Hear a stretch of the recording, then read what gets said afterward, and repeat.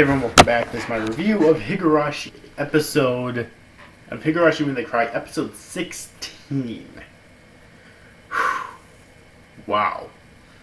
So that was a pretty intense end to the episode. It really was. Basically, well, first off, I guess you should say that this is the next arc, which will last, I believe, 6 episodes if I'm not mistaken. And it's basically telling a lot of the events that already happened in the series from Shion's perspective. Okay.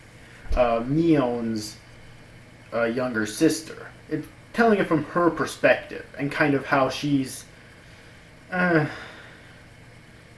losing grip of her sanity, I guess. Now, this is kind of weird because I honestly thought that the one who completely lost grip of her insanity and went on a killing spree was Mion. So maybe that's different with this arc. I don't know. It's going to be really interesting to see, though. But it starts out with her apparently in a boarding school because in the Sonozaki family, it's against their customs to give birth to 2 heirs to the family. So they usually strangle the younger one. But for whatever reason, yeah, I know, strangle her to death, right? Him or her to death, right?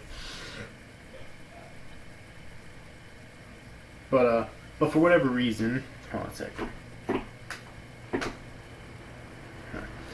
But for whatever reason, they decided to send her. They decided to not strangle her, and instead later on sent her off to a school for a couple of years. And she actually broke out. She wasn't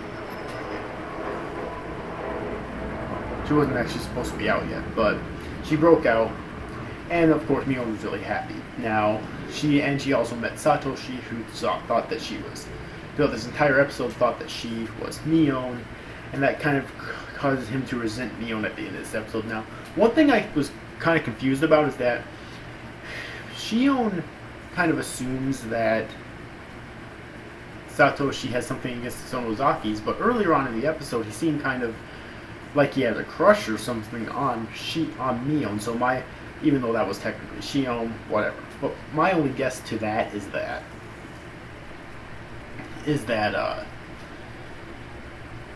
Satoshi, even though he does have a grudge for some reason against the Sonozakis, I guess he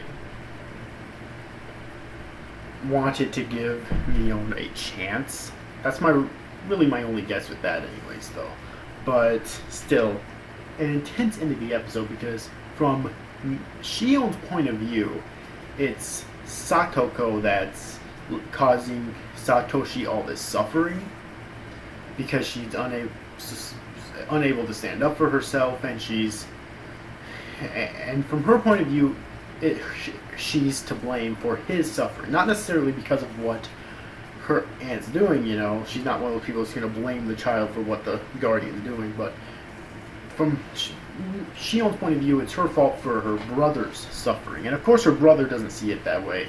I mean, it doesn't specifically state this in the episode, but obviously he's just protecting Satoko because they're siblings and he wants to protect her. So basically, he's causing his own suffering in a sense, gladly, for her, because really he could abandon her at any time, but he chooses not to. And of course, there's the whole thing with him running away as well. You know, who knows why he ran away? We might find out why in this arc. Who knows? I mean, considering that Satoshi's seems to be having the biggest role in this arc that he's had in the entire series thus far. I'm guessing that he might actually run away in this arc, and it might explain why he did. Okay, but really, it seems like, because of Shion's point of view here, I keep getting those two confused. God damn it! It's like in Naruto when we have Hanzo and Danzo. Seriously. But anyways, because of Shion's point of view, she basically flips her fucking shit at the end of this episode, okay? And she goes fucking apeshit over Satoko, causing Satoshi to resent her. But he's not actually resenting her, he's resenting Mion because he thinks that Shion is Mion, and he doesn't even know Shion exists technically. And of course, she seems like she regrets it afterwards. You know, and obviously that doesn't excuse what she did, but still, she does seem like she regrets it afterwards, crying over the phone with Mion, who basically telling her, you put me in a difficult position, which makes sense, you know. So overall, I thought this was a good episode of, like a really good episode of Higurashi. Once again, it's really starting to get into those dark themes once again, and I think it's fantastic because really I think that's what this series does best. There was a little bit of comedy in this episode. Like always, the music is really bad in those comedy scenes, but the one comedy scene that there was in this episode I thought was actually pretty funny. Okay, so at least they got the comedy down right. Okay, but the dark themes at the end were really good, and I really love how this arc seems like it's going to be playing out with showing Shion's point of view of events that kind of already transpired. Okay, technically speaking, but also I like they're also seem to be putting Satoshi as a really major character in this arc finally.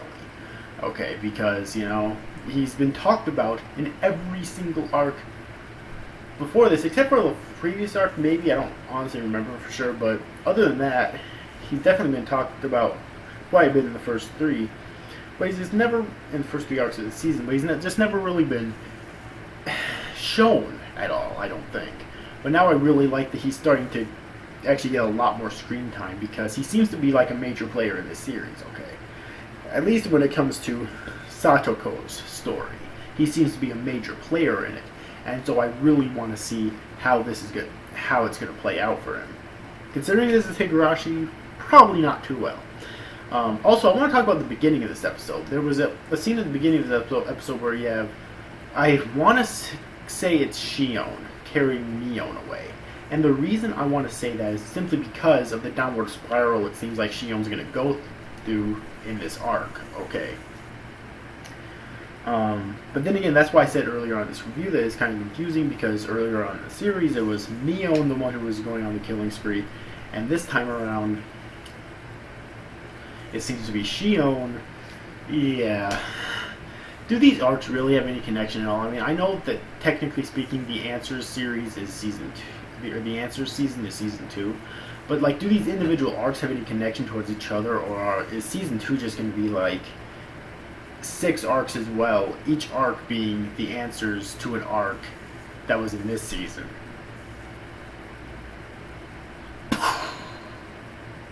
My brain just exploded. Anyways, overall, I hope you enjoyed this review, guys. See you after, guys. Thank you for watching. Bye-bye.